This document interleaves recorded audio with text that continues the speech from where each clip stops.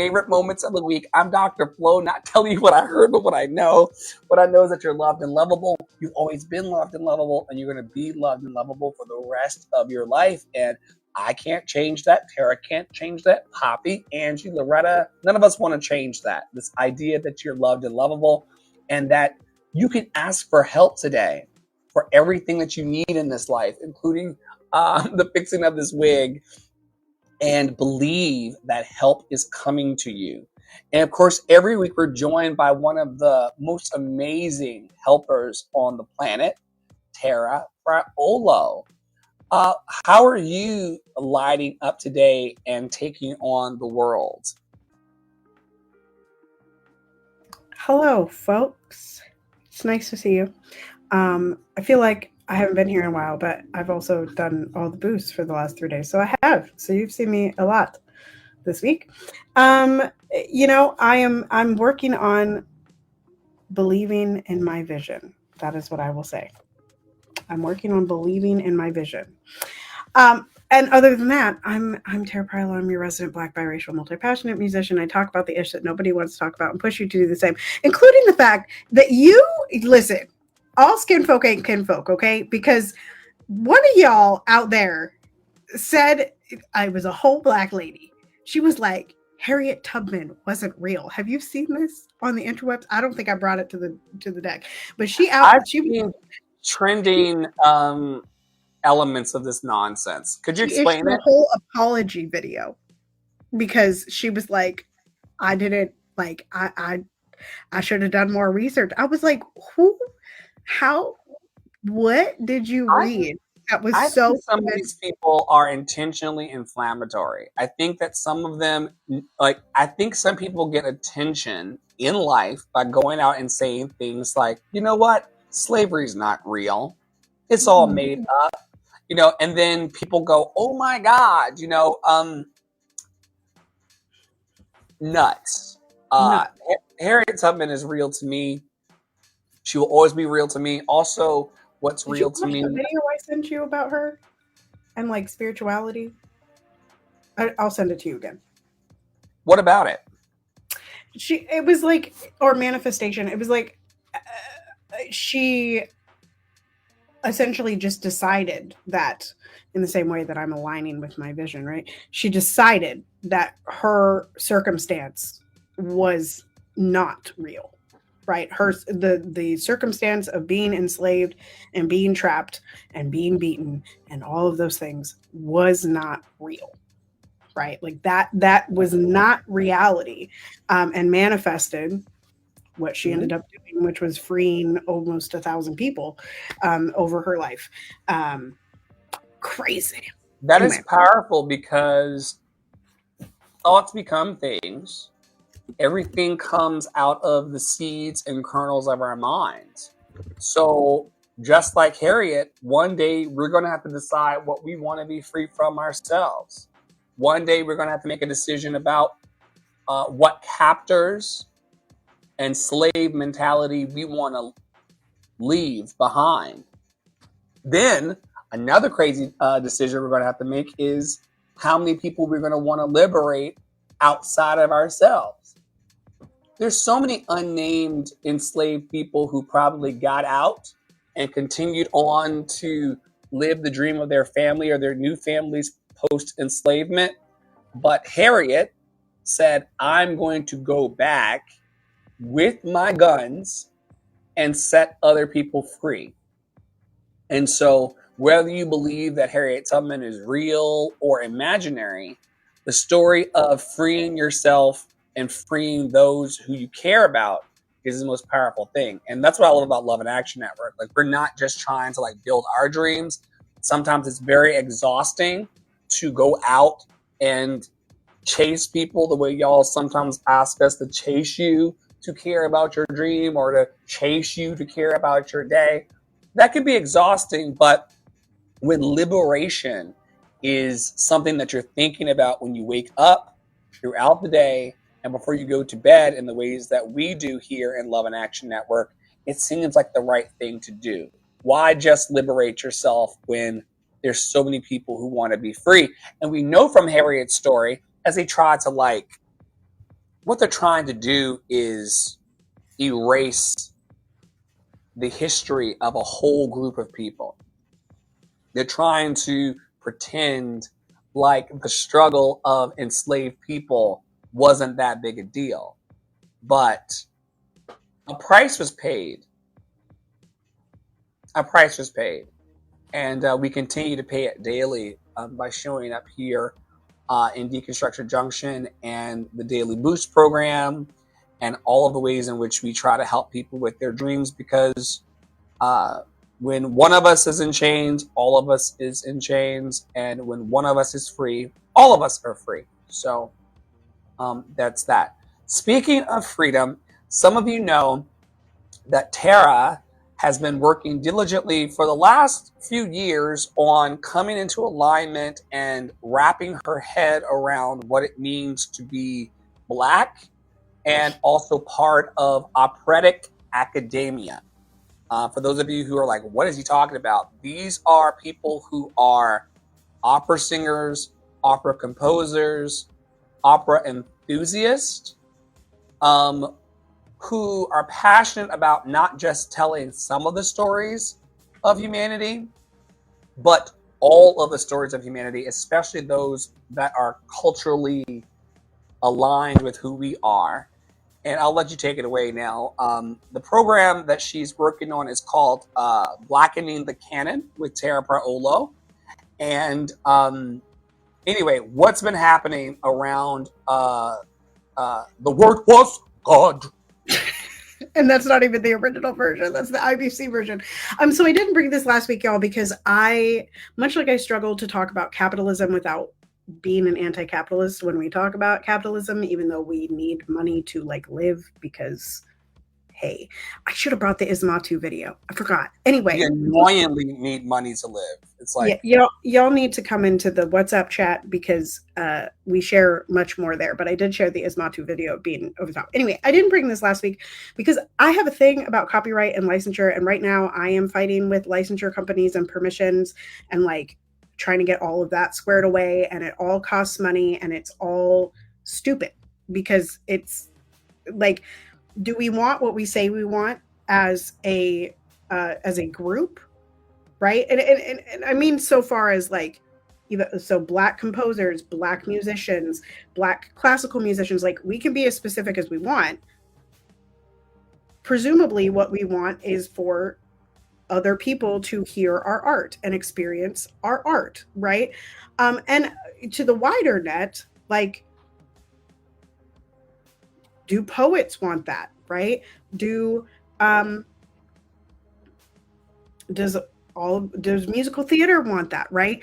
But what I find is that so many composers, because of modern day copyright, which I don't know who that was created by, put their stuff behind paywalls and behind gates. And then right now what I'm dealing with is there, and this does have to do with Rosephine Powell, there's a piece that two songs that I recorded that I now have to reach out to the Langston Hughes estate to get permission to sing the text. I can license the accompaniment, but I cannot license the words unless I get permission from the Langston Hughes estate. And that is crazy. Like, do you all want what you say you want? And if what you want is that other people sing your rep, then you need to take care of this. That is crazy. But so Rosephine Powell. And does the Langston Hughes family want the legacy to live on in the current iterations of the music, or do they want it to die under a hill called capitalism? Well, and right. And the other thing is, I don't even think it's the Langston estate, because the text is available online. Like, you can type in the poem and it pops up online. But for whatever reason, it's not like I have to ask special permission, which is not written anywhere in any of the music that I would need to do that. So anyway, it's very complicated. But so Rosephine Powell is a composer who, she's a Black woman. She's big in the choral world, like right now, and has been for probably 15, 20 years. She's working into the solo rep, and yeah. So a couple of weeks ago, the the classical choral community kind of blew up because Indiana Bible College put out this song that went viral, right, and claimed that it was theirs, and it's called "The Word Was God." The Word was God, but and it has like a whole big band and stuff, and it's very Pentecostal and it's very, it's actually, you know, like I gotta say it's a bop, okay? Like I like Bob, it. it's theatrical. It is an elevation of the dish. It's like having smoked She's salt from white yeah, people she's a put whole on the bop. dish. She's a whole bop. Um, to which Rose Stephanie Powell was like, "Hey, that's mine." Come to find out that in 2024 they had been asked to take down another video, which they had given Rosephine Powell credit for the piece, but then went viral for this. And if you click next, you will see a couple of. So the video is linked, and we don't have to listen to the whole thing, but I think we should listen to the beginning. So let's do that. This is the update, the latest on this issue. Maps. If it doesn't work, it doesn't work. Here we go. Indiana Bible College is suing Dr. Rosephine Powell in an attempt to orchestrate a public lynching through the courts. Yes, I said it. This is what they're attempting to do, a public lynching, and we will not have it. If you haven't been following the news and you don't know what's going on, a respected choral composer, her name is Dr. Rosephine Powell. She's the most published Black woman composer. She's a thought leader extraordinaire. She's an expert on choral music and Black choral music, and she's just an auntie to us all. She recently went public about copyright infringement of her piece and really misappropriation of her choral work, The Word Was God. Instead of admitting wrongdoing, Indiana Bible College is trying to silence her with a lawsuit.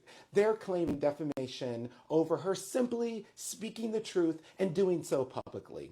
This is textbook FAFO.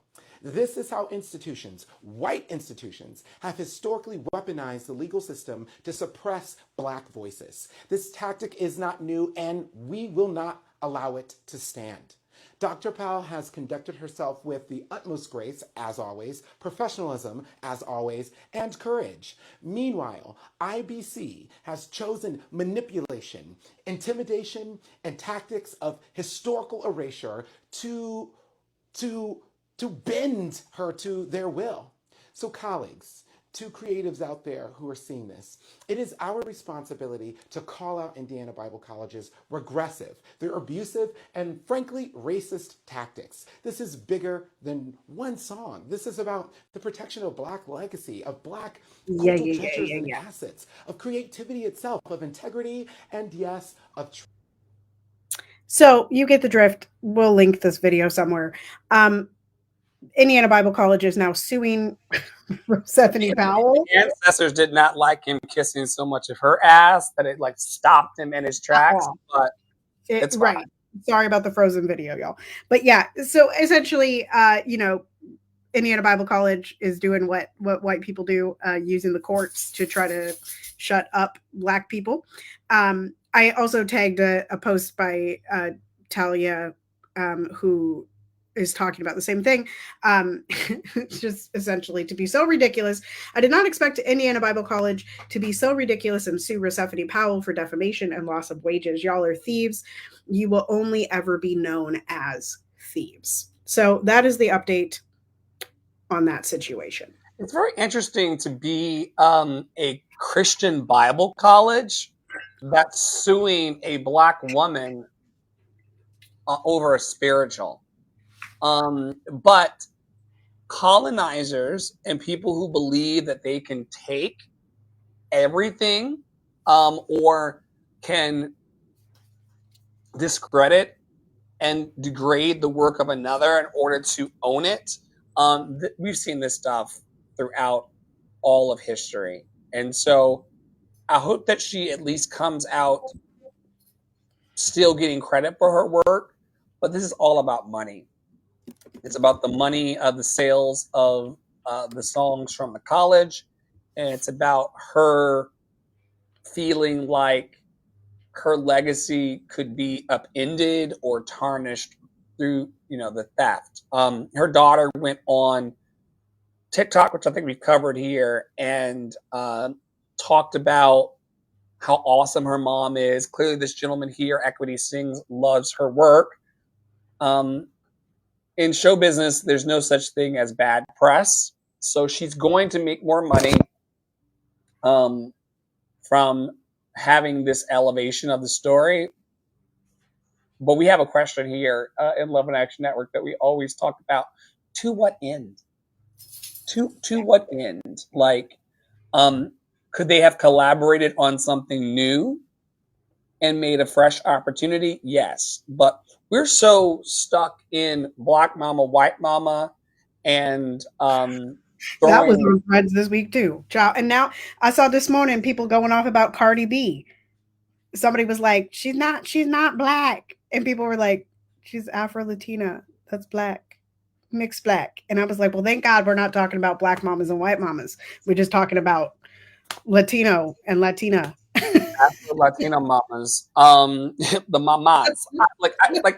I wish that it didn't take so much of the creative and joyful air out of the room. Yes. So busy trying to take other people's identities from them and tell them who they are and who they're not, but they're not even showing up and expressing who they are. We had some people come on to the Clubhouse stage yesterday and call me the N-word and threaten to grape the children of the parents in the room and all kinds of things. So we got heavy awareness around who we're supposed to negatively be in society, but we learned nothing of the people who were shit throwing those pejoratives and mean-spirited words towards us. And it's unfortunate. I know that you're a dick, but I know nothing else about you. Indiana Bible College, we know that you're led by dicks. That's unfortunate when you probably want to get enrollments up and want to spread the love of God in the world and probably have people in your community in Indiana, because Indiana is backwards as fuck. I know that you have people in the community. I don't even know where Indiana Bible College is based. Indiana Bible College. But I know that there are houseless and homeless people there in Indianapolis. Oh, yeah, for sure. So get to that instead of fighting over the word was God. Because if you're familiar with the text and you can speak Bible the way I do, it said that in the last days, which some say we're living, even though it's just the last of the days we've lived, the Spirit would pour out flesh onto all people.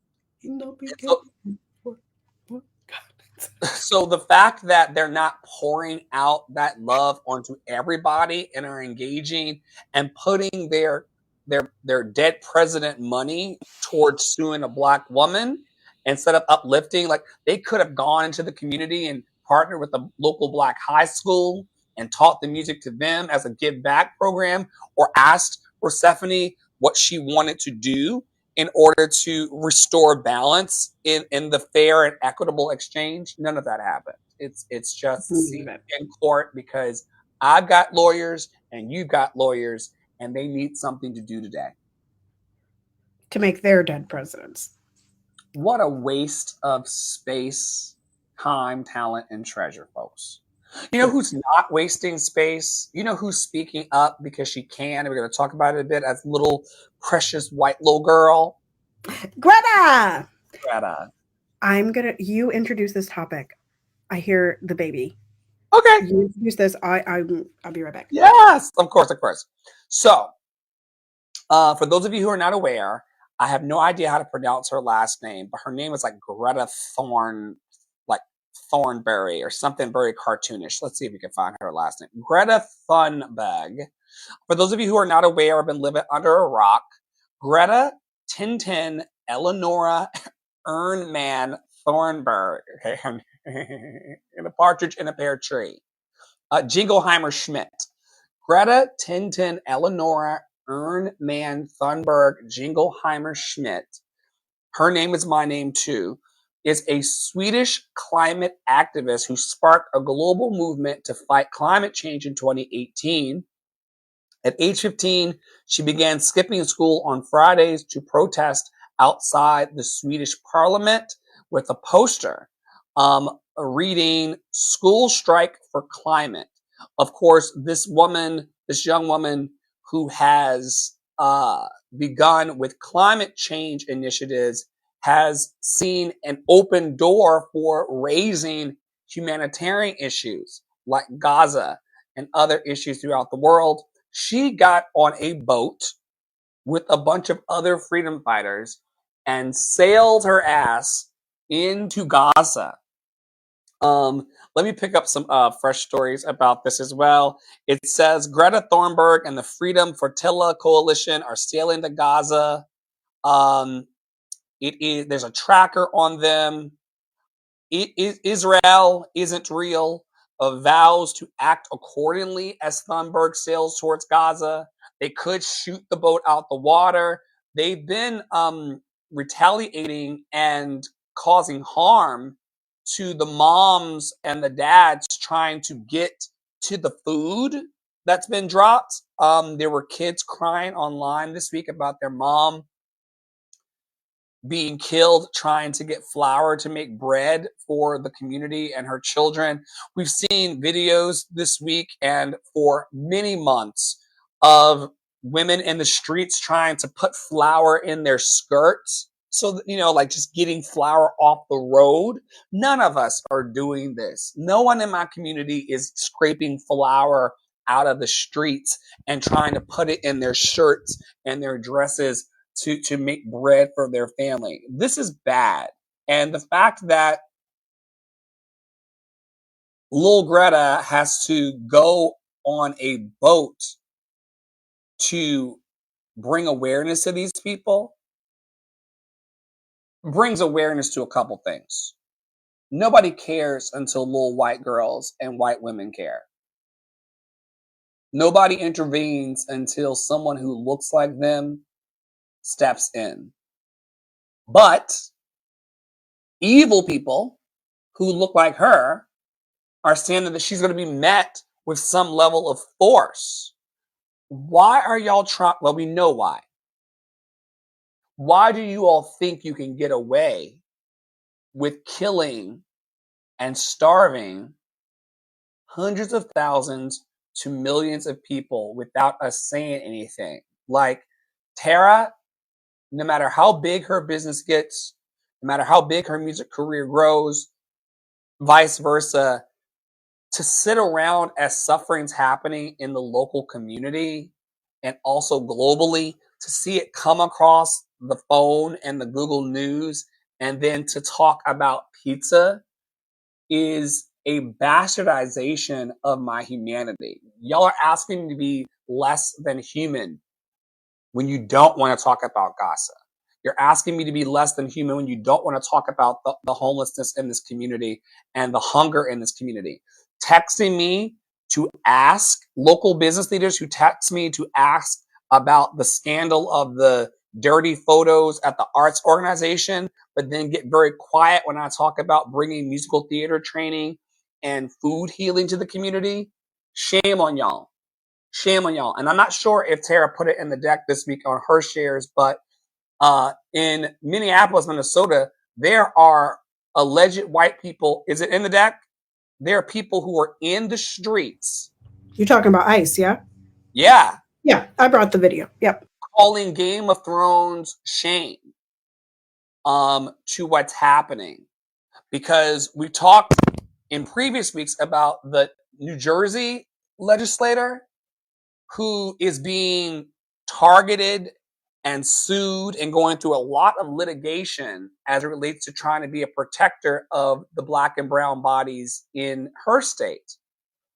And now we're seeing Greta's doing it, and we're not standing back and just watching it. We're tracking what's happening. We're invested in it. The activists and lovers on the ground in Gaza have told us to not stop talking about it daily because they're not in a position to do so. And if I were getting flour out of the street under heavy bomb fire, I would want someone speaking up for me, especially if they were sitting in their house the way that Tara and I are working and growing our lives. How do you feel about Greta and Gaza? Why did it take this long? And what do you think is going to happen? Because she's she's in the whole bomb vest and everything out Yeah, here. I think like you, I have sort of a dichotomy of feelings about it. I'm like, yeah, Greta, loved you back when you were talking about climate change. Get it, girl. Like I'm very like, thank you, right? But on the flip side, and this is one of the things that I struggle with in my own activism and the place in which I occupy um, phenotypically and who I talk to a lot, right? Which are often white people, which is like, why did you take why is it 600 and some days and you haven't been talking about this? Right? Why did it take you, after George Floyd this happened, it was like, why did it take you a week to be like, his death is wrong? Like, I don't understand what took you so long to get to the table. Like the table's done been here in the Gaza situation for longer than 600 days. Because if we're real about it, this is the thing. I was talking to one of my friends the other day, and what I realized, what I find in my Facebook memories a lot is shares from 2014, 2018 about freeing Palestine that I had completely forgotten about. So this is a topic that like has been in the public eye for a very long time. Did you know that Michael Jackson planned I brought a it. It's in the ceasefire section. I brought that video that you shared. That's a I teaser got you. I got you. Don't worry. Don't worry. I got you. No, But yes, because like we're talking throughout the week, like every yeah. day something gets thrown on our lawn that's ridiculous. And so yeah, keep going. Um.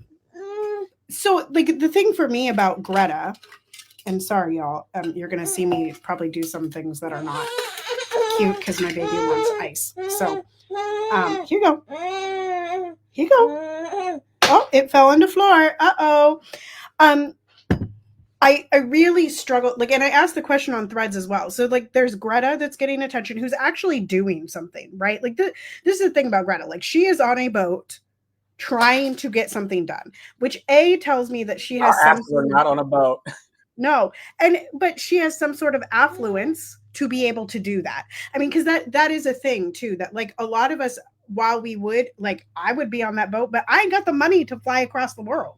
Like, you know what I mean? I can't book a flight. I can't leave my kid. Like there are lots of things that cannot happen for me to be there. So she has some form of affluence there, right?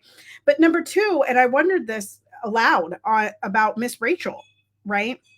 And Greta, and there's another white lady that's like been suddenly talking about this lately, or at least is getting attention now. And I like, it's been 607 days. Like why are you all suddenly talking about it, right? There's a They're not, I want to be clear though. They're not suddenly talking about it. The what do you call it when a dog the muzzles? yeah, the muzzles are off. Yeah. The muzzles on society because there's such a huge outcry. Celebrities are now talking about it finally. Community leaders like ourselves have been talking about it the whole time. It's almost getting to this tipping point of ridiculousness to where it's like y'all are either in like really dumb or pretending to be, Right. and we got to get clear. Right. Right. So I struggle with that part because I'm like, did you not know that it was wrong on October 7th, 2023? Or did it just take until now to get into the media enough that they're showing us that you're talking, right? With Miss Rachel, I think it's interesting for those of you that don't know who Miss Rachel is. She's a nice white lady who is like a preschool lady. Like she teaches the kids stuff on YouTube. Like I've never watched her. Okay. But a bunch of people go up for Miss Rachel, even black people. Like they're like, yes, Miss Rachel, go watch Miss Rachel, go watch Miss Rachel. I'm like, I don't know who this lady is, but she teaches online. But recently her she had a baby too, like literally like 2 weeks ago. But she has been featuring toddler learning videos. Miss Rachel. Great. Miss Rachel. Yeah. She's very popular in the parenting world. Again, I I don't really, I have not, my child's not a toddler. My child is still an infant, in case anyone was wondering. So yeah, she's been posting like videos with some Palestinian kids and like fight, like posting, leaders, you should be ashamed. Like finally saying things. But again, like I just sit there and I'm like, I really struggle to not shame those people, right? I really do, because I could kind of understand it. Like I could really kind of understand it within the month of October 7th, of like, we don't even think about that part of the world because we're privileged Americans, and like we don't know we don't know what's happening, da da da da. We don't know where our money's going, da da, like these like ignorant Americans, right? Because for the most part, we are ignorant to the rest of the world. Americans have the privilege of being ignorant to global things, unless you go look for it, right? Look at our media that's not sharing about Gaza, that took down the counters from the how many people are dying from COVID. That, like our media does not share these things with you. And so I really, yeah, I am like simultaneously, yay, Greta, somebody's doing something. We're showing people how to stand up. Da, da, da, da. Like these are things that you can do, right? And also on the flip side, just being like, ooh, I really wish that you had done this 18 months ago when the bombs started falling.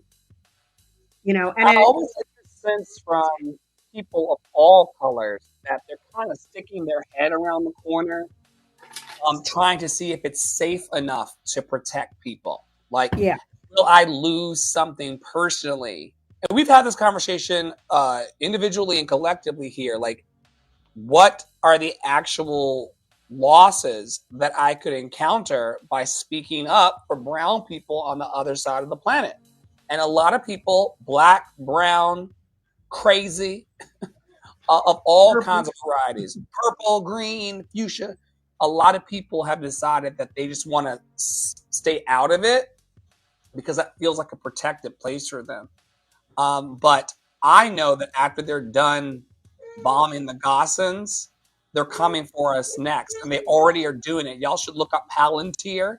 Palantir is a data organization that's trying to unify all of Americans' information, and it's going to be I feel like it's going to be part of a system that disenfranchises people based on their financial histories, their political affiliations, and all kinds of things. Once they mark you as an enemy of the state in these systems, what are the consequences going to be for speaking up for places like Gaza and beyond? I also wanted to highlight here, since we like to do the deep diving in Deconstruction Junction, that Greta is not funded by a single organization or individual. She primarily funds her work through her Greta Thunberg Foundation. It's supported by award and prize money, book royalties, and donations. And so that's how she's able to get on a flotilla and float her beautiful ass to Gaza. And so, we could raise donations, build the foundations, and do the things as well. We're not as passionate as Greta is. She's doing it, and so that's why we're supporting her today on the pod, because people who are trying to speak up for everyone deserve to be celebrated. Speaking of speaking up for everyone, have you heard it? Have you watched it yet? Girl, I linked it. Click the next slide. Click it. We're watching it together right now. We might get kicked off YouTube, but I don't care. Wouldn't be the first or last time.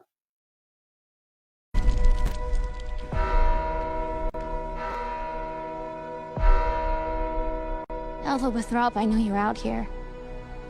Just come in before the monkeys spot you.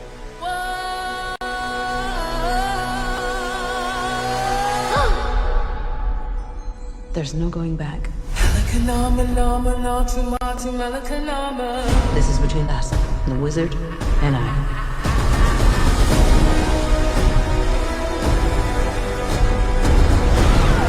The Wicked Witch can't elude us forever. Not with Prince Fiero and his squadron hot on her trail. No good deed goes unpunished. That's my creed. The wonderful Wizard of Oz. No one believed in you more than I did. Elphaba. They're coming for you.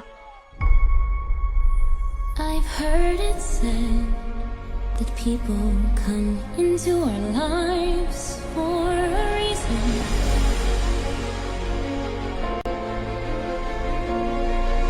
I know I'm who I am today because I knew you. Think of what we could do together.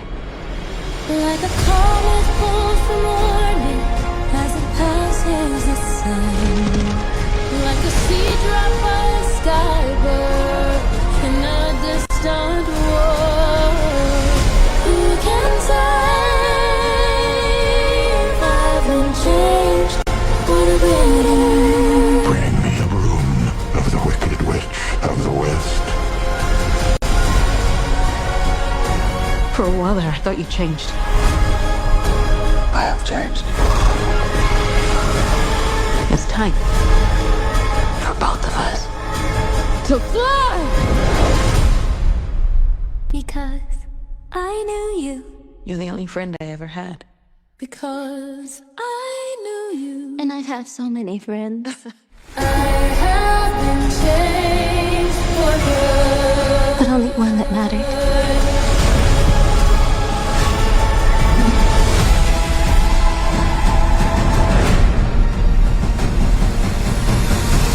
I'm off to see the wizard.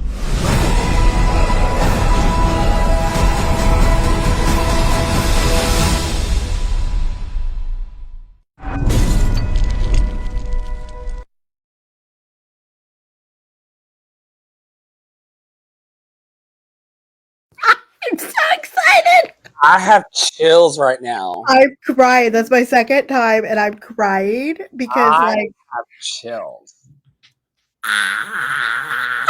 Those of you who are familiar with this story knows that they really took their time to get this one right. They had 20 years to mess this up, and so many people who've done musical remakes or book remakes have really stepped in it. And the fact that they have done this so well, so theatrically, I love her writing into the sky, "Our wizard lies," because that's a nod to what's happening in our White House and in the highest level of governments all over the world. These men, these wizards, these grand wizards, KKK, these grand wizards in society, these oppressors, are lying to us every day about what's real and what's not. They're trying to scare us. They're trying to terrorize us. They're trying to send people with pitchforks. Some of you know that my husband is recovering from a bike crash that he had earlier in the week. And the first question on everyone's mind was it a hate crime? You know, because we're in a society right now, ICE, we're going to talk about in a bit, and just being different in society makes you a social outlier and a person that people want to push against. You know, some of y'all watched on social media early in the week me get pulled over on foot by a police officer in a car because I was wearing a crazy wig looking like some sexy motherfucker named Isaac. You don't know who Isaac is, but apparently he wears very fun wigs in town because that's how I got pulled over by walking. There's so many pitchforks and so many people burning the flames that it could really make you feel vulnerable in a society that is lying to you. What I love about Elphaba's story, what I love about Wicked, is that you don't have to take it. Just because all of Shiz University is mistreating you, just because you got a fake ass friend named Galinda turned Glinda, Just because you've got a dancing through life partner who ignores your hardship and sometimes sides with the mean girls, that doesn't mean that you still can't kick ass. It doesn't mean that you can't still stand up for what's right. And it doesn't mean that you can't call a liar out to their faces for being insincere. You know, I love the Wicked story. I love what John has done. They've given us new arrangements of the music that makes it fresh for those of us who've been following this for 20 years. What are you most excited about, and why are they making us wait till November?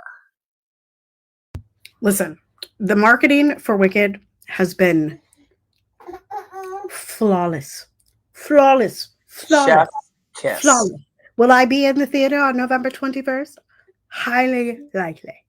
Highly likely. Have I already started planning with my mother to come down to buy the tickets and like be there? Yes. Yes. Have I seen this show 5 times? Yes. Yes. But also the costumes. Oh my God. The blue dress that you see in this poster, the buttons on the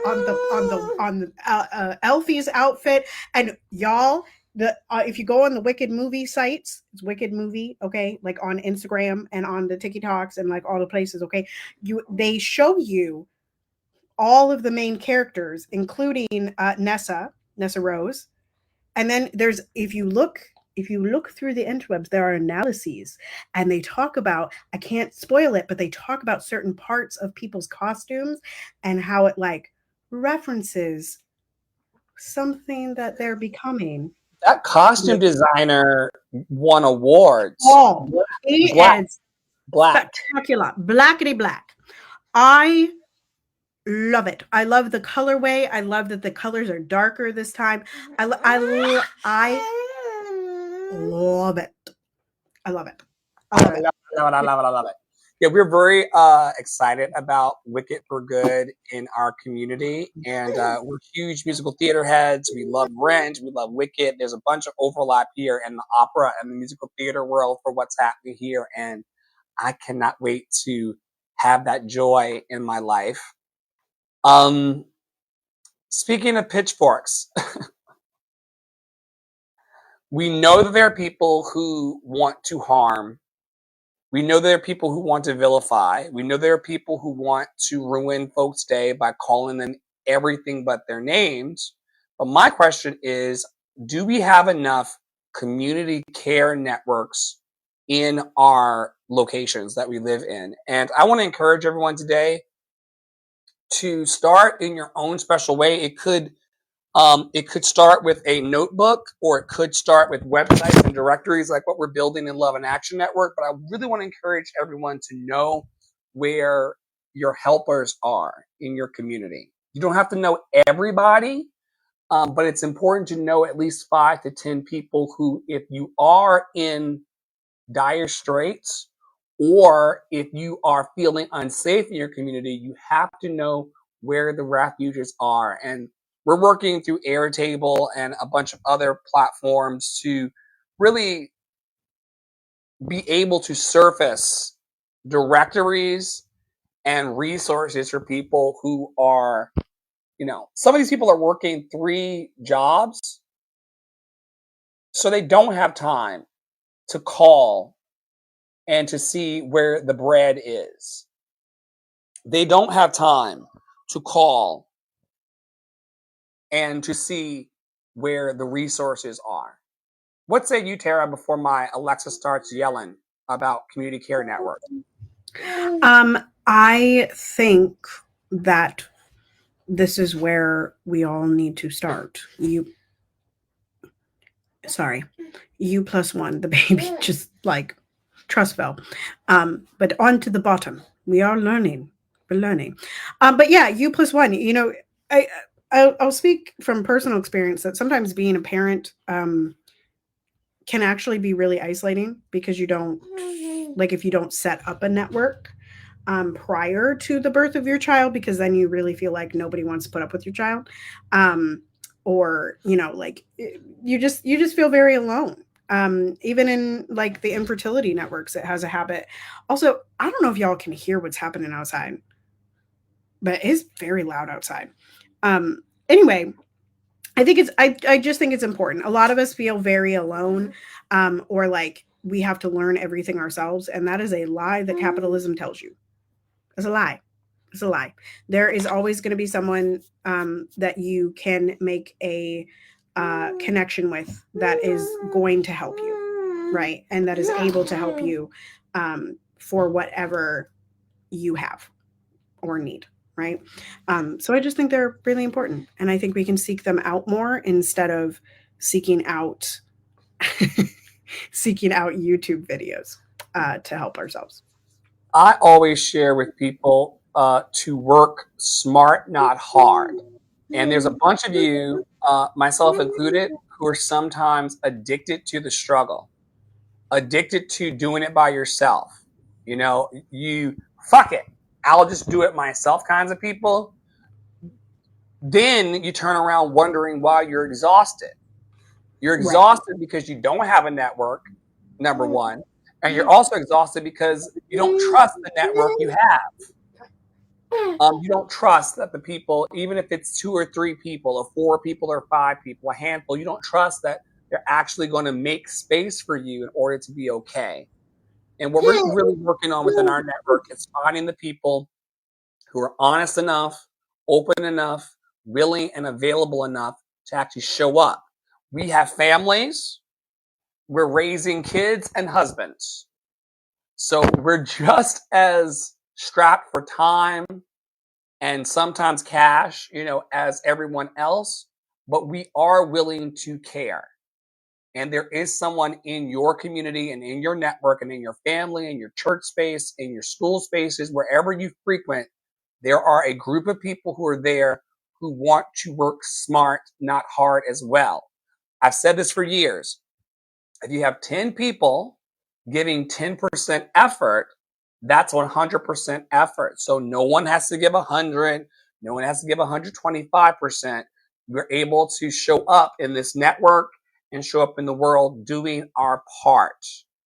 And mapping these community care networks throughout the country and around the world is part of what we're doing. It's like our Greta project.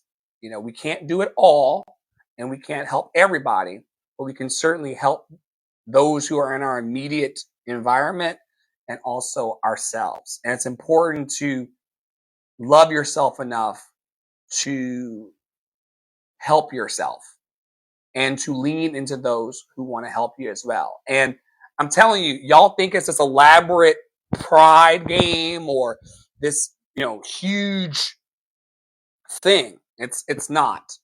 It is help. Help. Help. And eventually someone's going to go, oh, there's someone laying in the street. Oh, there's someone in a hospital bed. Oh, there's somebody who needs a donation. Oh, there's someone who needs a gig. You know, there's always going to be someone who wants to bridge you forward. I'm going to let Tara kick off this next point while I go and answer Mother Nature in the middle of this podcast. Crazy heaviness out the gate. Yeah. So Jonathan Joss, you may know him. I did not know this, but he's a voiceover actor, or was a voiceover actor on I'm gonna forget what it was. King of the Hill. It was that one. Anyway, he is a indigenous gay man who was terrorized and then shot and killed. And the reason why it says Jonathan Joss's murder is a hate crime is because currently, I can't remember what city it's in, but I think it's LA. They are refusing to classify his murder as a hate crime, which it was. If you go look at the statement of his husband, they were building this new house. They were getting ready to move in, and their dog was they had experienced slurs and being called names and just general distaste from the community around them for being gay. And their dog was murdered and hung up, like strung up after death The skull was present, the harness was present. It was like displayed for them to see. And as they were grieving their dog, right, in front of their house, someone walked up and started yelling slurs at them, pulled out a gun, and Jonathan took the bullet for his husband. And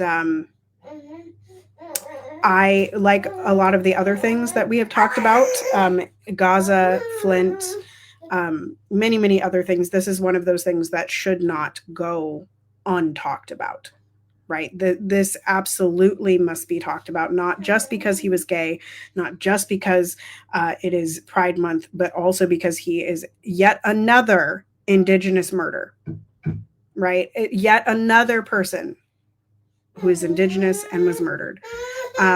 And so I think I added some things. There's some great threads posts that show his husband's statement.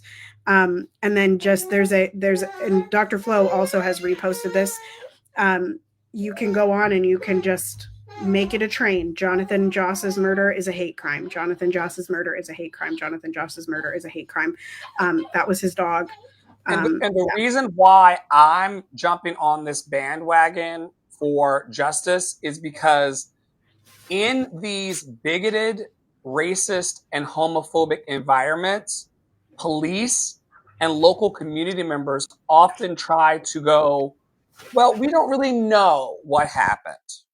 We're not familiar with this. We can't call it a hate crime because we're just not sure.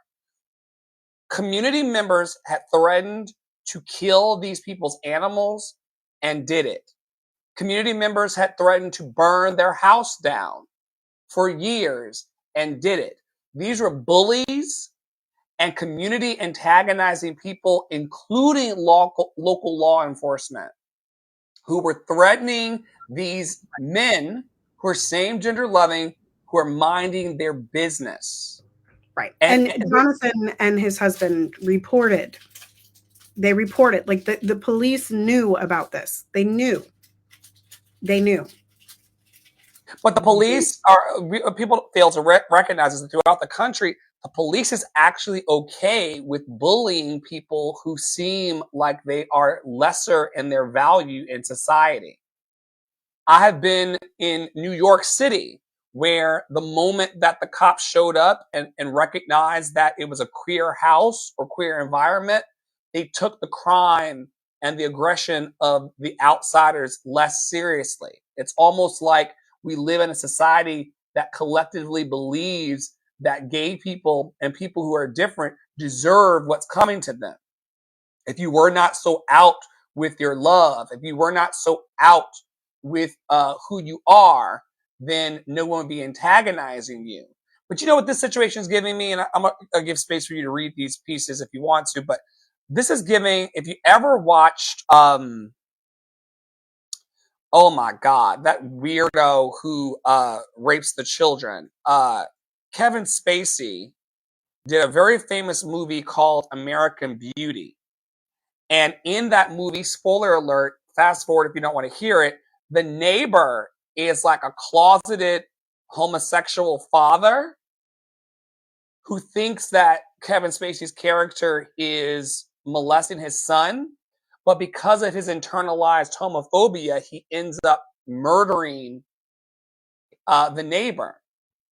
Some of y'all can't handle these kinds of real conversations because you try to pretend like life is better than what it is, but all roads point to humans not minding their business and being overly invested in the private lives of other humans.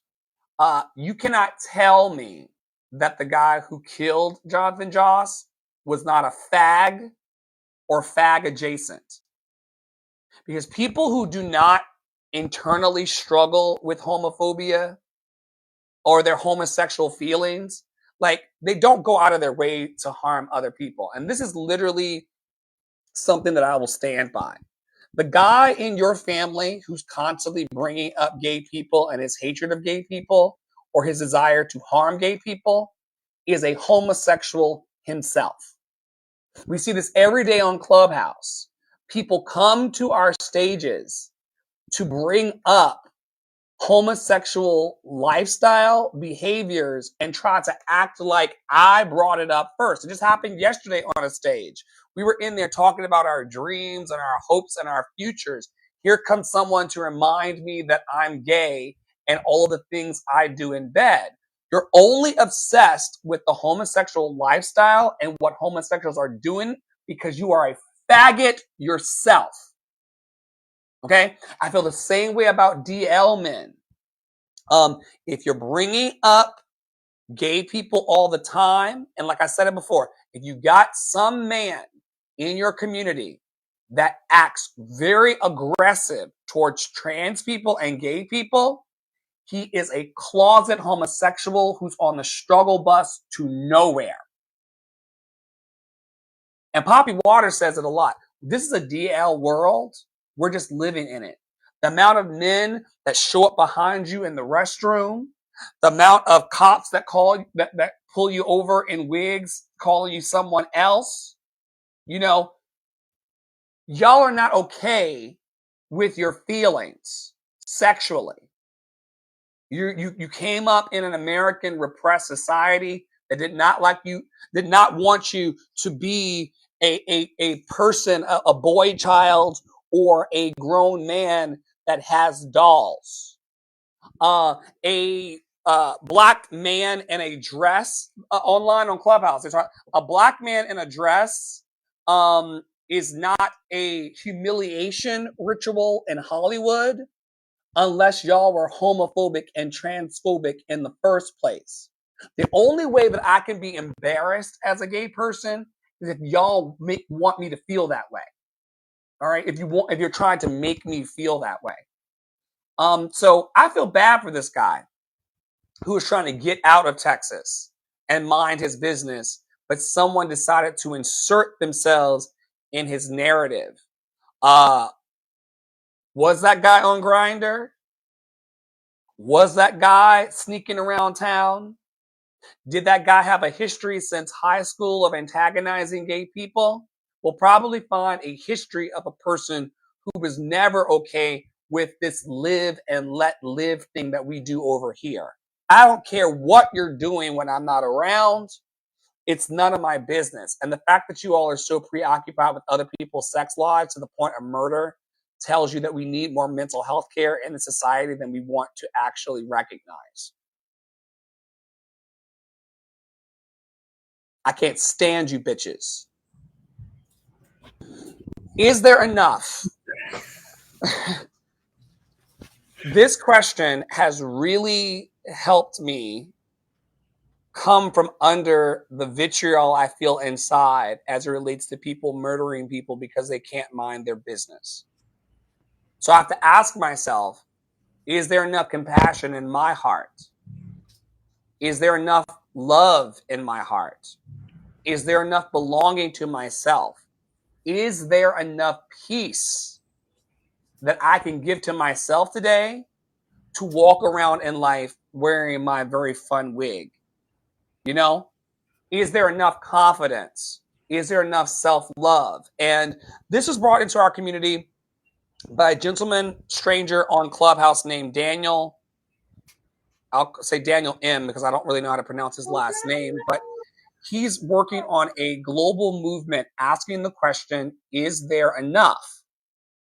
Is there enough hope? Oop, the doll just fell over. Is there enough hope? Is there enough care? Is there enough time, talent, and treasure on your part to see your dream come true today? And ever since asking these very simple questions, the biggest one that we ask in our network that we're implementing is there enough agreement? Because sometimes our programs in life, sometimes the things that we're committed to don't move forward because people are not really in agreement. If you're sitting in your life right now and you're wondering why your dreams aren't coming true, it could be because there's not enough agreement between you and your dreams. If you're wondering why that person has not come into your group chat or called you back to check on you, it's because there's not enough alignment as it relates to your relationship. Are you willing to see where there is enough alignment and where there isn't? Tara and I have been friends and collaborators and colleagues and coached each other for 4 years. There were times, you all, where there was not enough agreement to be in the same space digitally. Well, that's pretty much the only space, because Tara and I have been working together faithfully for 4 years. We've never met in real life. And sometimes you just don't want to engage the other person's crazy that day. Is there enough space? Is there enough forgiveness? I mean, the list goes on and on. And I think at the bottom of this particular rainbow of is there enough is a pot of gold of truth. I'm not talking to none of y'all anymore if there's not enough alignment. If there's not enough time, talent, and treasure on my part to be in community space with you, if I don't, is there enough patience to hear you talk for the 2000th time about why your dreams aren't coming true when you know that you're not willing to download the videos and upload them to Substack? The container. Yeah. Is there enough space in your energetic, spiritual, professional container to actually show up for you? And oftentimes people will talk a good game, Tara, but when you get to the nitty gritty of it, there's not enough time. There's not enough treasure. There's not enough talent. The talent hasn't been cultivated. Is there enough education? Are there enough resources for you to get your shit together, girl? It's not a question that I can answer for you. It's a question that you have to answer for yourself in order to make your dreams come true. I said to decent amount of fanfare, because in this community they were asking for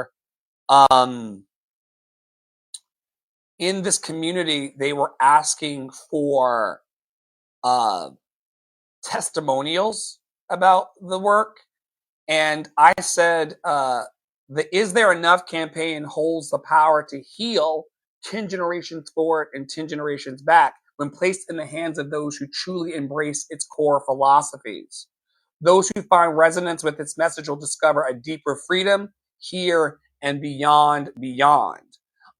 Because if you really start drilling down into your life and being real with yourself, you'll find that sometimes you will say that you want something, but is there enough tenacity to actually stick with it? You know, is there enough passion to launch the things you say you want? Is there enough patience to be gentle with a partner and a kid and a loved one? Big questions. How are you approaching this thought experiment this week? Yeah, I mean, for me right now, and I've talked with Dr. Flo about this privately. I don't know why that was so hard, but it was hard. But right now is there enough passion to continue when there is no validation? Right? Is there enough passion? Is there enough passion to go through the pain? Is there enough passion to go through the suffering? Is there enough passion to go through the mundane? Is there enough? Yeah. Yeah. It is. Translate the baby talk, y'all. I don't know if y'all heard that. Hello, lady. Is there enough joy and gibberish? You know, is Yes. there enough expression? Is there enough confidence? Babies confidently tell you exactly what they want the moment they want it. They don't compose an email and leave it in draft. They don't say, "Ooh, now's not a good time. I'll yell later." They just yell, and they feel that they deserve the support and care on the other side of that yelling. And I want to get there in my life as well. Let's talk about ICE. Okay, so there's a link to Portia's thread about this.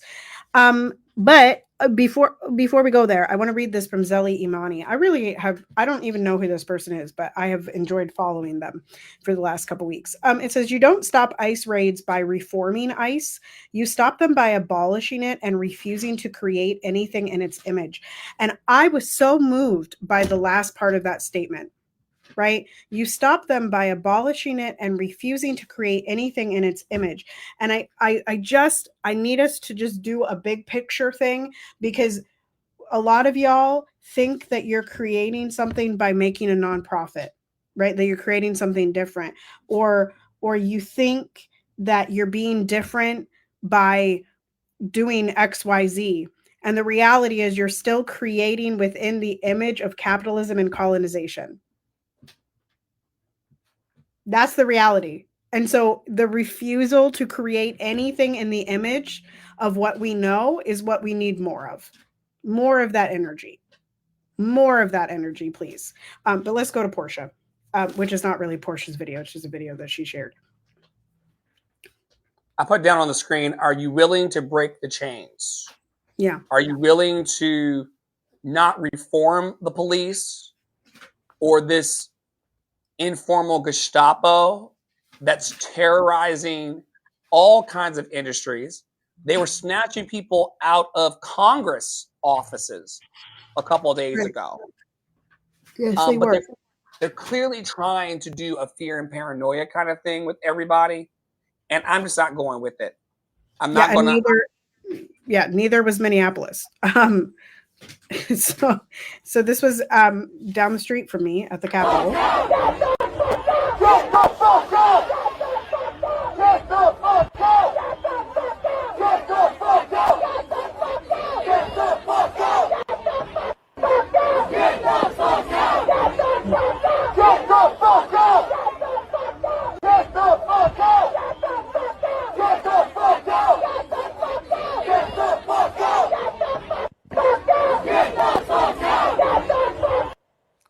So, and Portia says in there, for people wringing their hands, wondering what they should do, this, right? So like, I think weeks ago, we talked about the protests that all the white people went to and gave $90,000 to some person or whatever the number was. Anyway, this is what you can do, right? Like going somewhere and putting yourself in the way of this happening. Now, the backstory of this is that the federal ICE said they were coming. Then Minnesota said, okay, we'll let you come. Then they told us, the people of Minnesota, that it wasn't ICE. That ICE didn't come. This was just a federal drug raid. Stop lying. They cannot get their story straight, can they? Stop lying. So anyway, this, I don't think that anyone was taken. Oh, no, that's not true. No one was taken by ICE. However, if you go on my personal Facebook page and I believe my Instagram stories, yes, there is a person named Gloria, a community protector, artist, and this is from Myrtle Lemon Todd, Sharky Lemon on Instagram. Community protector, artist, and friend Gloria was arrested on 6/3 during the protesting of ICE and militarized police searches in Bloomington, Minnesota. Their bail is $6,000. So we're trying to raise $6,000. There's a GoFundMe, bit.ly/freegloria3, in case anyone is interested in giving to that.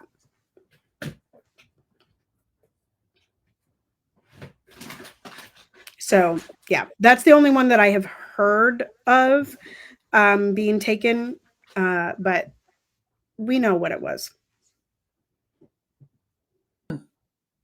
And all of those people there saying get the fuck out could also have taken that person back. Right. And bashed some cops in the process, but we're not quite at that part of the revolution yet. But stay tuned, folks. Y'all march in the street. You asked for over a year, what can I do? What can I do? And we're now seeing that there is something that can be done, but it takes people a while. Like I said, looking around the corner to see, is it safe enough to do so?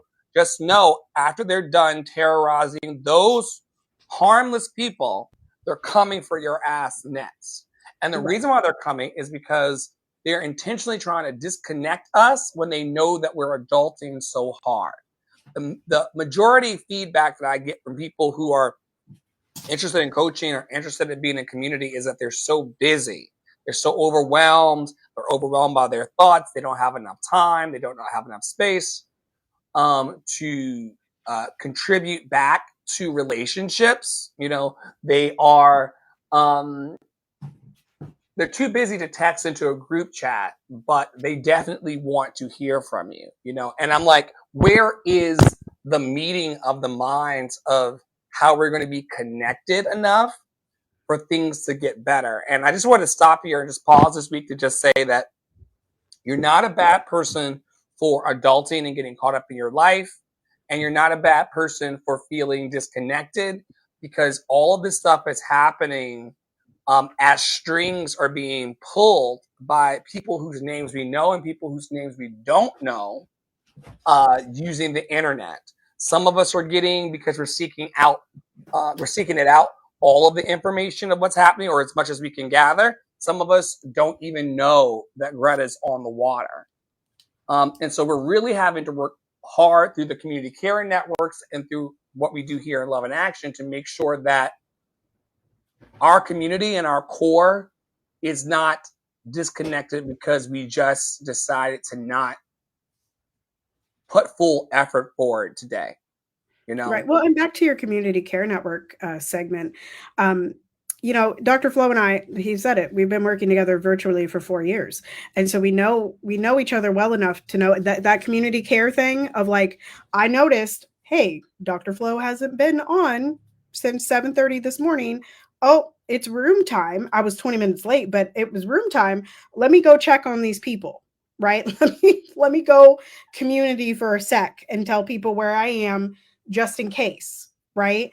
And this is the thing, but you have to be so, you know, I want to give a little like back to the, is there enough, you know, like, is there enough connection? Is there enough? Am I connecting enough? Right. Am I connecting enough? Is there enough energy to connect? Right.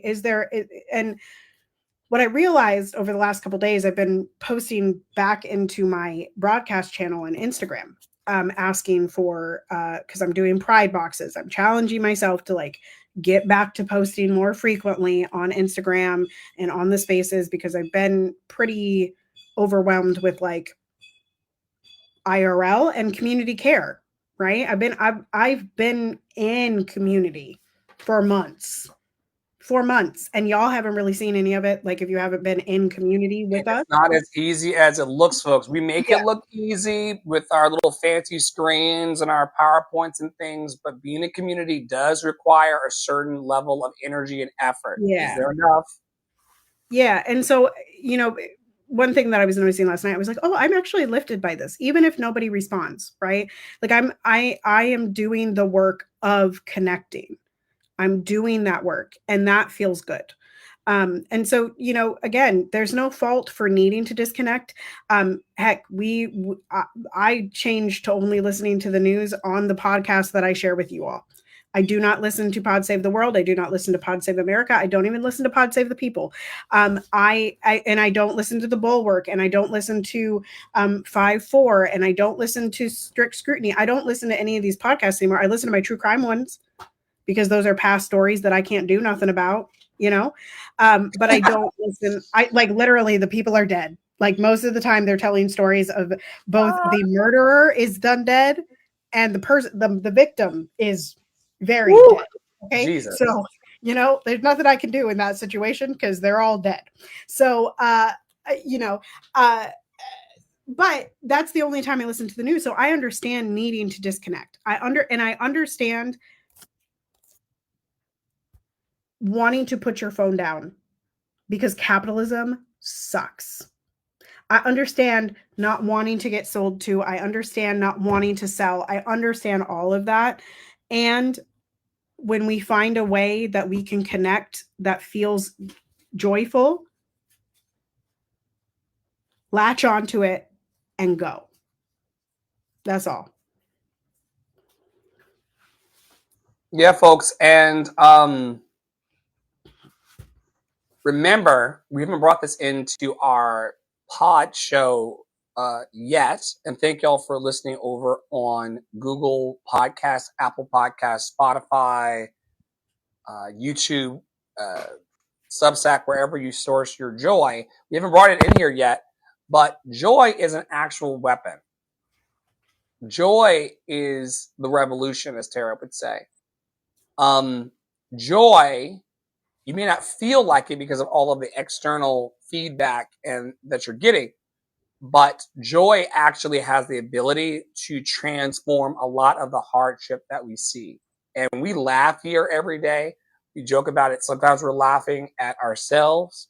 Sometimes we're laughing at other people. Tara and I spent almost an hour of warm up for today's podcast, just laughing at the absurdity of ourselves and the people in our lives and what we have to contend with, while also bringing joy to you all. You know, it is a space where you have to be thinking about adulting and the disconnection, and then just saying, like, I want to have joy anyway.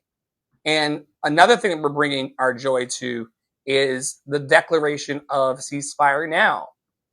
I brought First, perfect. When I started over a year ago, declaring ceasefire now in the world, it didn't feel like a joyful thing. It felt quite heavy, and it felt lonely at times when Tara wasn't saying it and our community wasn't raising it. We had former members of our network and community leaders who didn't even want to like whisper it at the time that the bombs were falling on innocent children and adults and people.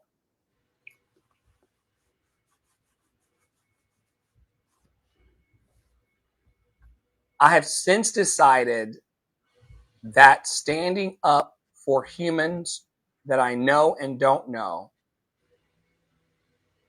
makes me happy.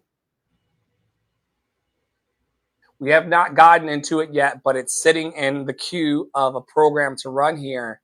Pleasure activism. There's a way in which we can activate the message of ceasefire now and still keep our smiles. Oh, yes. There's a way in which we can care for our community and be joyful. There's a way in which we can get up, tend to the children, both physical and our dreams, and not waver from the joy. Your activism work, your love work does not have to be something that depletes you. It can actually turn, and but you're going to have to work at it. It doesn't start that way. It starts off as like a howling into the darkness of the night. But eventually you build up the strength, courage, and wisdom to just get it done. And for those of you who are out there listening to us right now who haven't found the words for advocating for other people, we have programs that will help you with that, but also just follow what we're doing. We're not perfect people. We don't have all of our shit together, but we know enough about the situations to say something. I don't want to be standing by while the old lady crossing the street gets mugged. That's just not what I'm set up like. Are you willing to break the chains? Ceasefire now in our hearts, our minds, and the world over. Also, just say that if you're talking about AI from the premise of it being bad for the environment, mayhaps you should also be calling for ceasefire, because bombs are bad for the environment too. Okay, so we've got the Greta video, but let's hold off on that because I'll read this other one from NPR. It says, for the third time in as many days, Palestinians in Gaza have been shot while trying to get food. Israel has acknowledged that its soldiers opened fire on people who were approaching them. Yeah, and then there's one more slide, and then we'll go back to Greta. This is some bullshit because, once again, I'm not getting flour out of the street for my family, and I'm not getting shot on the way to the Food Lion for wings. Me either. And our society at large globally has an issue because we lack empathy. Completely. Like, we know that pain is real. We know that gunshots hurt. Some of y'all can't even, like, I've got because I've been washing my hands more than usual, tending to Poppy's wounds and things. My cuticle is starting to crack, right here a little bit. And it's really annoying and a bit painful, or it was more painful than it is now. Like, if Lady Diva just took a dive. I heard her. I'll get you, girl. And your weave. If I can't stomach or stand a cuticle cut, what is it feeling like for people who see food dropping out of the sky? But it's, and these IDF soldiers know of the wickedness they perpetrate. They do. It's a major issue that these people who do not look like Tara and I lack so much empathy, and then the greater society just allows it. Nuts. Yeah. Okay, so here's the video that you shared, Flo. It is linked, so it should go right there. Jackson There we go. made a song about Palestine that Sony refused to release in 1993 called Don't Cry, Palestine. And 2 months later, after they refused to release it, all the allegations about MJ started to surface. Sounds about right. Free Palestine, baby. How am I just... Yeah. And then shall we watch the Greta video? And then we'll finish it up. Ooh, here it comes. I think I linked the right one. Currently standing on the Madeleine, the ship that on Sunday, June 1st, will attempt to again sail towards Gaza and to try to break the siege and open up a humanitarian corridor by delivering aid like food and medical supplies. The last time we attempted this, about a month ago, the boat Conscience that we were about to board, just a couple of hours before we were planning to board and set sail, it got bombed twice, and all evidence suggests that it was Israel who did it. Oh my god. So now we are here in Catania, outside of Sicily, to try to continue our mission to try again. Because currently we are watching a systematic starvation of 2 million people, a live stream genocide, and the world's silence is deadly. That is why we have to keep trying everything we can, even if the odds are against us, to try to protest and do everything we can to stand against Israel's atrocities and war crimes, and to support and stand in solidarity with the people of Palestine. So keep your eyes on deck, continue flooding the streets, organize, boycott, and do everything in your power to stand for Palestine.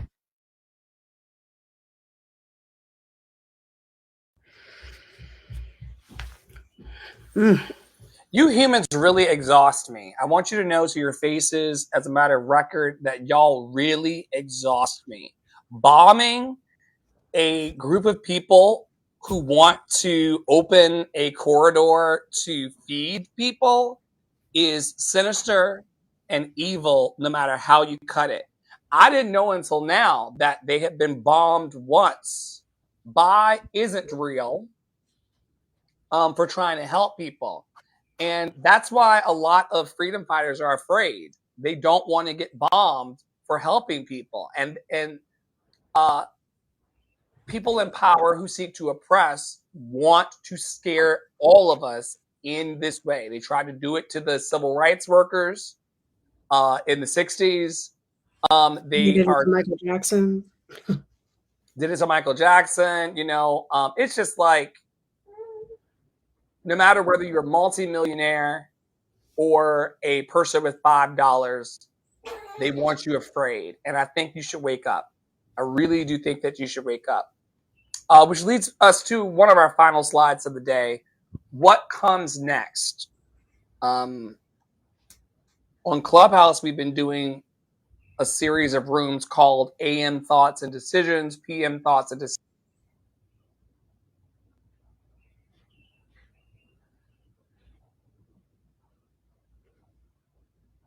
Uh-oh.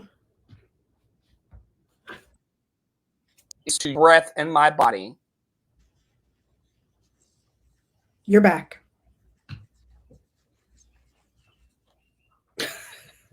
That was crazy. And now they tried it to us, y'all. You think these platforms are not free? These platforms are not free. You just saw it. You literally just saw it in real time.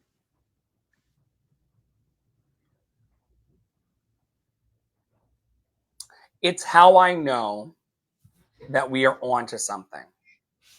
It's how I know that we are chipping away at the last of these energetic, spiritual, physical, and professional strongholds.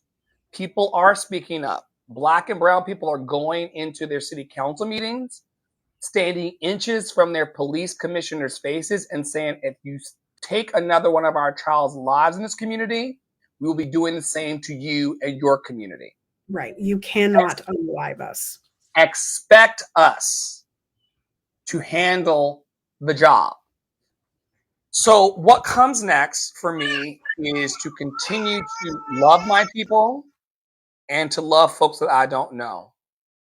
You know, I always come into these spaces with an axe to grind, especially as it pertains to religious people, because there's tenets in every religion to protect those who are less fortunate, to care for those who cannot protect themselves. And the fact that so many faith-based organizations, especially the Christians and the Muslims and Buddhists, and like there are believers worldwide who are being quiet in the moments where all of their spiritual texts tell them to do something. So what comes next for me? Continuing to raise concerts of hope, to continue to sit vigil for those who have died, and to hold space for love as the answer, as opposed to this vibration of fear and paranoia that they're trying to put us into a hypnotic rhythm of. I'm just not going, after 40 years of living under fear and paranoia and threat, everything from checking your mailbox as a gay to speaking up for what's right in society. If you're going to get me, you're going to get me, but you're not going to get me afraid. As Tara says, I'm going to die on my feet because it's just not right. And I don't understand police officers, politicians, and CEOs and community members who don't want to say, yo, this is wrong. If you're not talking about it at your dinner table, it's because the people at your dinner table lack empathy and don't want to be involved because they feel like life is tough enough. Why worry about the 2 million people who are starving? Starvation is a real harmful condition. Like, it doesn't feel good to starve. Most of us watching this podcast or, watching the videos of this podcast or listening to the podcast, you've not been hungry recently. So you're out of touch. And what comes next are real conversations in our households, in our community. And even if it alienates people, it makes, we got people in our community, y'all, who really want to just be in our group chat. Don't come in our group chat if you don't want to talk about gossip. Don't come in our group chat if you don't want to talk about liberating your mind. Don't come in our liberation spaces if you want to be in chains. We're moving in different directions. What comes next for you, Praolo, as it relates to what you're seeing and taking in from society? And what comes next about your response? Yeah, I think, Greta, mentioned something that we have to keep trying everything that we can. And I also saw before I got on here, I'd already. That's freedom. Just want y'all to know. That is the encouragement that I want to cultivate in all of you. That confidence of just saying whatever, right? But Greta leaned to it, and I saw this thread about calling senators is actually the least effective thing that we can do, but it's the thing that gets talked about the most. And so for me, what comes next and what I see on the horizon and what keeps me going, people ask me that all the time. Tara, what keeps you going? Tara, what keeps you going? I'm so old and over it. What keeps you going? What keeps me going is that I know that when there's a critical mass of people, which is not so big, it's literally like a percentage point, not even a majority. We don't even need a majority. We need I think it's 15%. I think it's a very, and pardon my light is moving with my baby. It's a very small number of percentage of people that we need to amass in order to change the world. And I know that through my work and what I have done over the last 4 years with Dr. Flo and before that, and what I'm going to do in the future is going to be a part of that. It is going to be a part of getting the 15% or the 13% or whatever it is. I don't remember what the number is, but there is a critical mass, and I think we're approaching it. And I think Greta's right about that. We are seeing the streets filled. We are seeing, again, we're talking about 3 white ladies who are finally speaking up about Gaza. That would not have happened a couple months ago. So that's what I think comes next. That's what keeps me marching towards singing for my liberation, right? And singing for your liberation and giving an outlet to continue. Because that the real thing that I think that a lot of people don't want to talk about right now is that every single person is struggling to put one foot in front of the other in some way. That forward motion is the thing that they're trying to stall, and that your brain is trying to stall. One foot in front of the other. Hey, Loretta. Hey, girl. So yeah, that is, for me, it's putting one foot in front of the other so that another person can put one foot in front of the other. And trust your resilience. What comes next for me and Tara individually and collectively, even though I can't speak for her, she speaks for herself. We've really been working on anchoring in each other what it feels like to be resilient.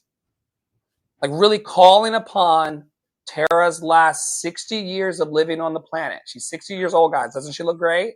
Black don't crack.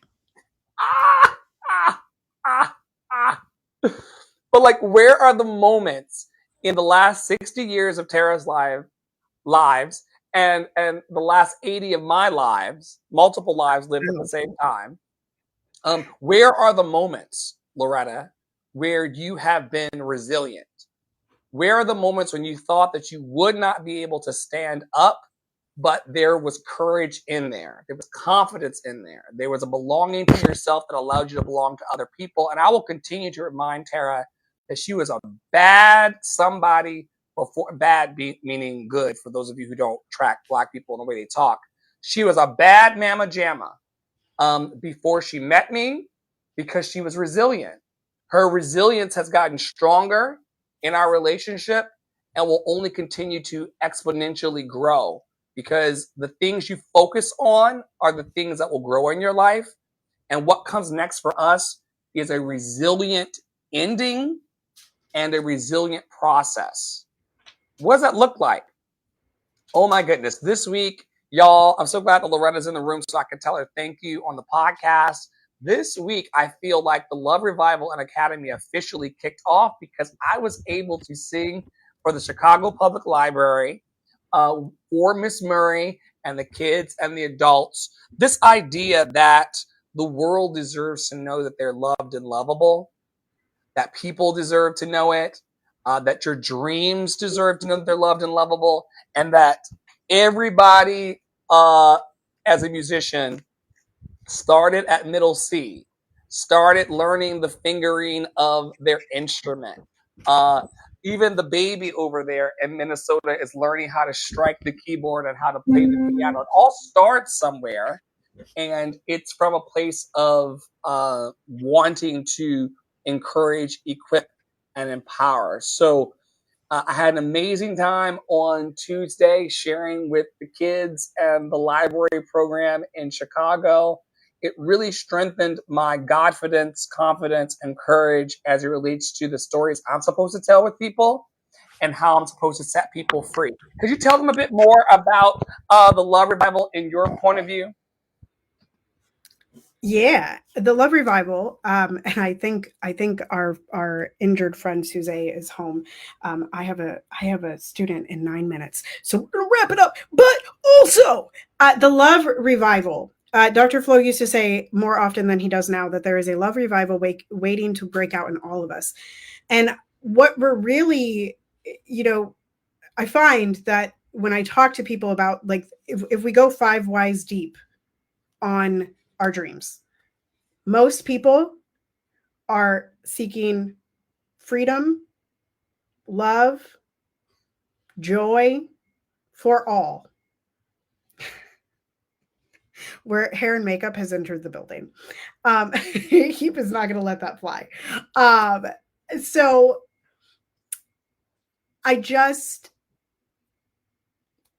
many artists do this, even if they're instrumentalists or even if they're like painters. Oftentimes they also do this with their voice. And what Dr. Flo seeks to do with a love revival and the love experience and these concerts of hope is to give you the escape that motivates you to go forward into that love, into that joy, and into that freedom. Right? My favorite part of the week was the kids and the adults and the librarians dancing in the aisles of the meeting room, and I'm miles away. Like, to your point, to give people that hope and that joy and that moment of reprieve when life is so heavy for the kids. Y'all gotta realize that we talked earlier about disconnection and adulting. You don't think that the disconnection of adulting affects the kids? This is why we're bringing social emotional learning and color magic and Black music through the decades and all kinds of fun experiences to kids of all ages, because we need that release valve, and we are the joy leaders who are able to help anchor in a higher vibration and raise a higher vibration for the people who are seeking it. And doing the Q&As with the kids, kikiing with the parents, loving on Miss Murray, librarian too, at the Whitney Young Junior Library. What a blast to be able to pour that love and encouragement into other folks. Loretta's saying remotely, Dr. Flo put on a phenomenal performance. We at the Chicago Public Library enjoyed it immensely. We thank you so very much, Dr. Flo. Trust me, it was just as blessed to give the joy as to receive back the reflection, Loretta. And I'm grateful for all the ways that you pour into our community with your time, talent, and treasure. And just know that you lit a spark of creation in Tara and in myself and in all of those who want to see a dream come true in this life. And what we recognized is that we are the kinds of people, I've never met Miss Murray, Loretta. I've never met Tara in real life, but we're still the kinds of people that can pull off giant events without ever being in the same room. So those of you who are in communities with loved ones who are sitting around saying like, well, I don't know if we can do a show or whatever. Well, I don't know if we can build a project over the next 4 years. Just know that we are hushing the mouths of those who want to make excuses by simply showing up and doing what we do, which is to encourage, equip, and empower people and to love on each other. And some of y'all know the backstory. Poppy Water had a tumble off of his bike on Tuesday, but it did not stop the encouragement and the flow of love. We got him all bandaged up, and then we went to dance with the kids. And that's the resilience that we teach in the revival. That's the love and the joy that we teach in the academy. And I can't wait to do more for the planet and to do more with all of my exciting collaborators. We're currently bringing into formation and bringing to fruition the Adopt a Black Artist program. We've been adopting our husbands and adopting our kids a bit more than the strangers we met on the internet, but we will be back shortly, y'all, to highlight the artists that we've met and to bring others in the fold.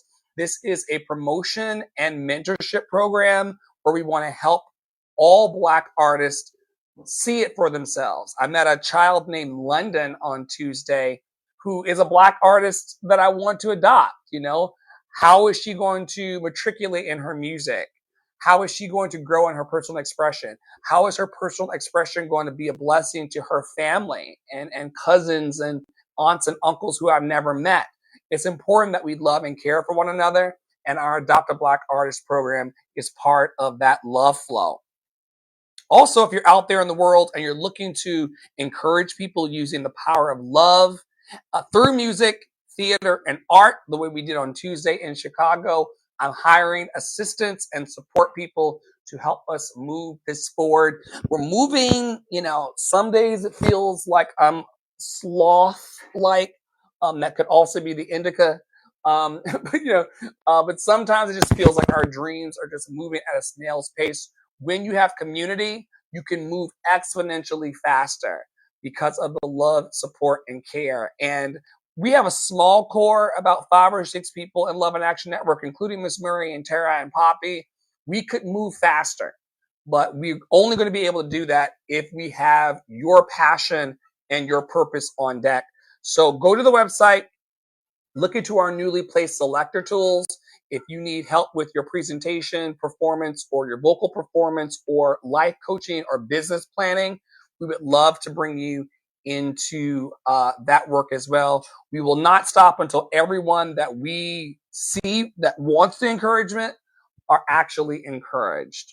Speaking of encouragement, Tara, back in the 30s, when she was growing up, went to music school, and there weren't a lot of people like her in her programs.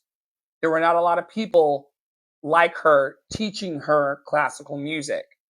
She had to shoehorn herself into the classics to be accepted by classical academia. We are setting the captives free, folks. We are no longer believing that predetermined and pre-described pathways are the only ways that we can make our dreams come true. So look forward over the next 10 years plus for Tara to be going into these larger institutions, going into the libraries like we did, going into the spaces and telling people it's okay to bring your Black art here. It's okay to blacken the canon. It's okay to diversify your programs. It's okay to speak up and say, you know, I don't feel represented in the art I'm presenting. Is there a higher vibration for me?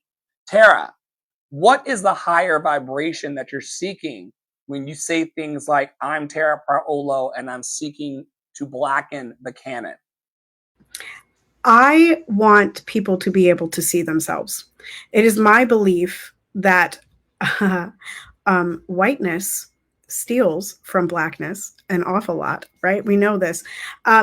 And that all of classical music was actually built on sounds from people, Black people and brown people in the islands, etc. We know that it was influenced by this from the World Fair and beyond. And so I want to be able to see kids go to school and not like, one thing that I don't talk about enough, and I will probably make a reel about it later, and I do have to go because I have a student soon. But anyway, they're not here yet. But one thing that I don't talk about enough is when you go to music school, the first thing that your teacher teaches you often is to strip yourself of everything that you are, to become a blank slate, so that you can put on another character, right? So that you can put on something else. It is my argument that there would be stronger artists in the world if we were allowed to keep our identity. If we were allowed to keep our identity as we go through school. And I believe that we can do that through having access to all types of music. And my student is now here. So would you do me a favor and close it out? I love you. Thank you so much. Tara Parola, everybody, a woman of the world, sharing her magic with kids of all ages and encouraging and equipping everybody. Thank y'all so much for being here today. We were here for an hour and 45 minutes talking about Greta, Gaza, dreams, passions, purpose, growth. What a fun almost 2 hours of connection. We're here every Thursday in the afternoons to talk about the ish that nobody else wants to talk about. And as Tara would say, to push you all to do the same. I hope that you enjoyed our connection today.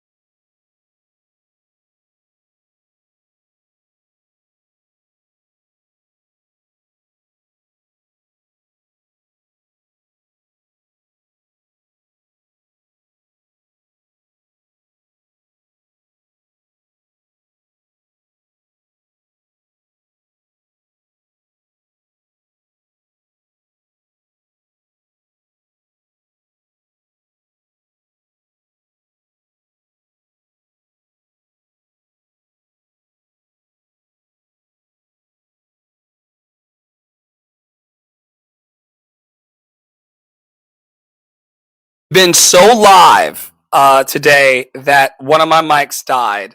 On behalf of Terra Praolo Studio, Poppy Water 33 in the House of Mommy Water, myself, Andre, and the Flow, we thank you so much for holding space for love today and holding space daily for love. We invite you to stay in your power, stay in your joy, and stay loved and lovable.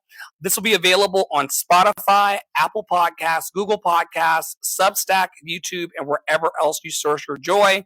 Thank you so much to the wonderful Loretta Murray for stopping by today. Thank you to Angie, Jabanga in Nigeria, and everybody else who shows up for our programs to encourage, equip, and empower the world. Stay awesome, y'all. Stay in your power, stay in your joy, stay loved and lovable, and we'll see you very, very soon around our fabulous network.